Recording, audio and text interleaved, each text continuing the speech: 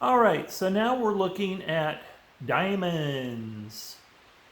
Lots of diamonds, Forrest Fenn says. A bunch of diamonds. Lots of little diamonds. He does a good job. Uh, he does a good job of hyping this treasure. Oh, this is cool. Is this the actual ones? Forrest Fenn's description. The larger frog is about 3 inches in length. There's a gold frog that is very old. Oh yeah, look at that. Look at that other frog. It hardly looks like a frog, but it's very old. Excuse me.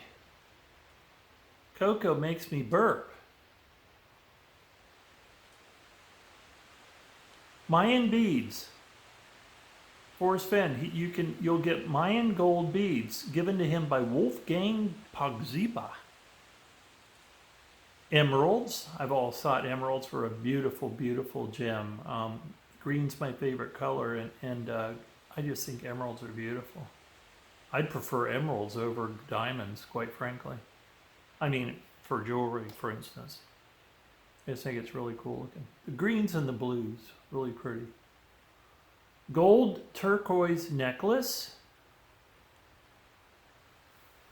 Forrest Fenn said, I excavated the prehistoric turquoise disc bead at San Lazaro Pueblo and had a goldsmith attach it to the gold nugget with an 18-karat gold post. The bead was made about 1325 AD. The nugget is larger than in this photo. It is 1.75 inches long and 2.105 troy ounces. I'll put at the very beginning of this video series what a troy ounce means. I'm not sure what troy ounce means. Sapphire. See, look what I mean. Blue gems. They're just so beautiful. 2 Ceylon sapphires. And there's some examples of, they just use a stock photo to show you what sapphires look like. This is cool. Solid gold pre-Columbian nose rings. See, and those things don't even like go pierce your nose. They just, isn't that interesting?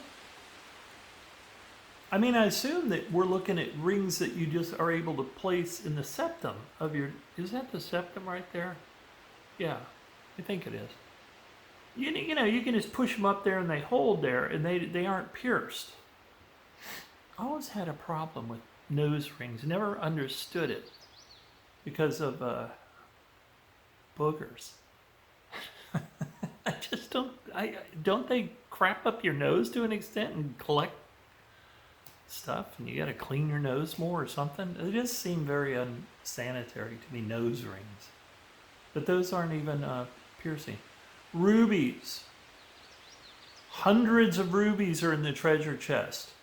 Lots of rubies, about 280 rubies, a number of rubies. Folks, can you see what the people who are looking for this chest are looking for it for? This is not some little, well, it is. It's a little treasure chest, but it's chock full of really, really cool stuff. A lot of little, very expensive, and in some cases, historically interesting and archaeologically interesting stuff. I would love to find it. Some of this stuff I would never give away. I would never give this away. A pre-Columbian gold mirror. Forrest Fenn's description, there are 2 5-inch pre-Columbian gold, quote, mirrors. He's probably studied enough to know that that's what they use them for. They don't show how big that is. But anyway. Gold mirrors. Wow. Okay, this is very cool. A Tairona fetish necklace. Forrest Fenn says it's a Tairona, and sinew necklace, about 2,500 years old. Fetishes made of carnelian and quartz crystal and semi-precious. See, I wouldn't give that up. I'd keep that. I would keep that. And just build on my coin collection. I still got a few years left, you know what I mean? I mean, there comes a point in your life where I'm sure you look at a collection and you go, Well, unless you're going to have someone inherit it. You go, what's the point? I mean, if you're really, really old. You never know how old is these days. People live to be very old now. Forrest Fenn's item description: Chinese carved jade figures, ancient carved jade faces.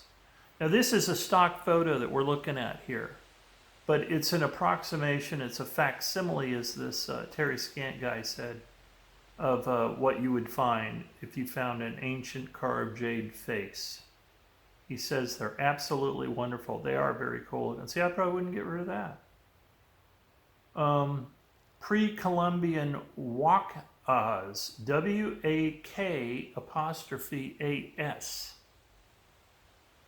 And they both look to be gold. Good old gold dust. Who doesn't like gold dust? Back in the pioneer days, or the early Western, cowboy days, and the miner would come in, and the gold miner, he'd give me a bottle of whiskey, and he'd give the guy a little pinch of gold dust, Kind of cool to think people would just kind of barter gold right there. Can't do that now.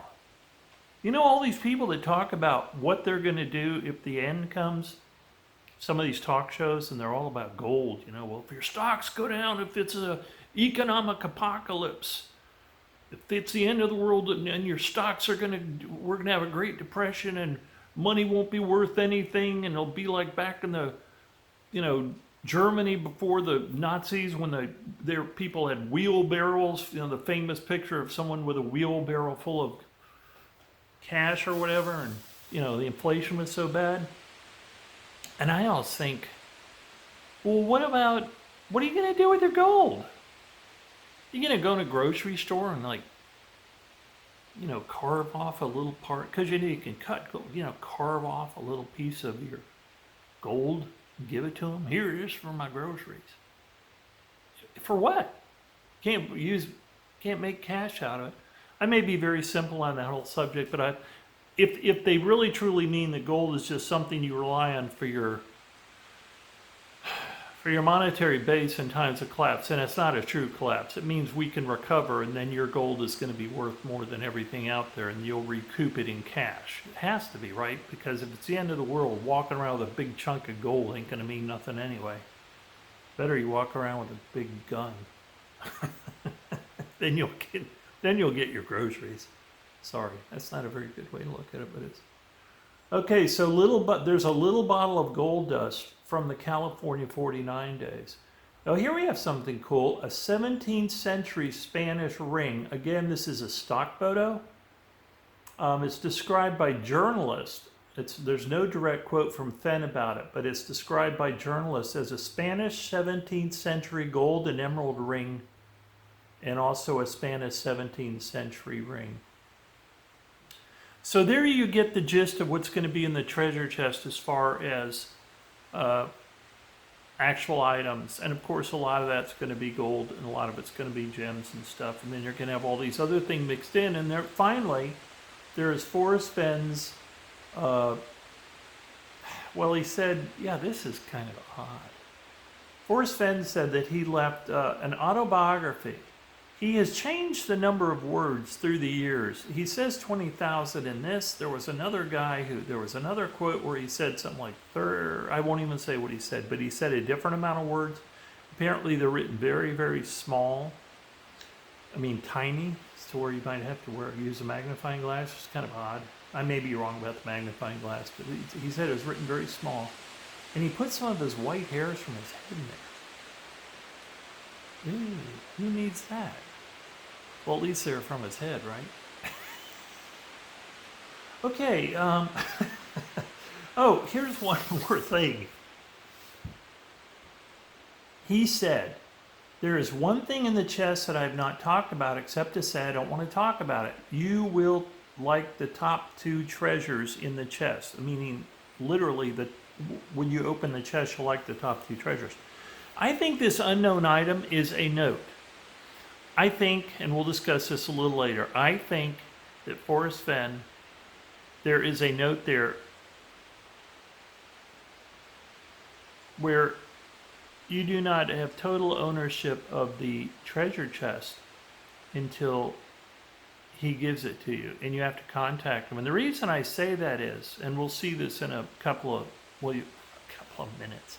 Good grief, you're watching a video. I'm the one having here and doing it to work on it. You're gonna see him. He gives his title to the gold, right? That's what he gives the title to, the gold. So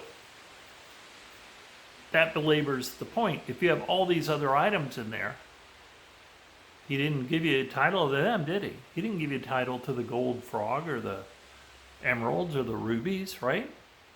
No. So I think that's very important, and he mentions that in this clip that we'll look at very soon. So, I hope you guys are enjoying this.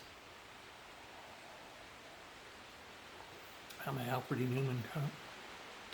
Some of you are too young to even know who the hell Alfred E. Newman was. But when I was a kid, 10, 11, I had Mad Magazine delivered to my house, I'll have you know it. And my God, did I look forward to that every month coming in the mail. It was so cool to get that magazine. I would just rip it up for, an hour and not do anything the minute that magazine came in the mail. Okay, so let's move on to part 3. I believe that would be correct.